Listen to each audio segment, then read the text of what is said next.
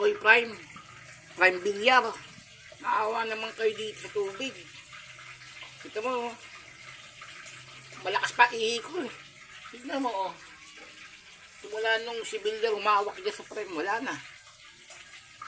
CEO ng ng Bilyar, ng Prime. Yung water district dati, lakas-lakas ng tubig. Ngayon, wala na. Todo na. Todo pa yan, oh. Ano, nauubusan na ba tubig ang mundo? O yung subdivision nyo yung malakas ang tubig para maibenta nyo yung para maibenta nyo yung subdivision nyo. Talaga naman. Wala nang uunlad ng Pilipinas. Tingnan mo, oh. Partida pa yan, ha. May pasok pa mga bata niyan. Dapat nga lumakas ang tubig dahil kukunti gumagamit. Oh, paano na? Paano na gagawin nyo? Habang buhay na lang yan. Hanggat hindi naman mauubos sa subdivision, bili kayo ng bili ng lupa eh.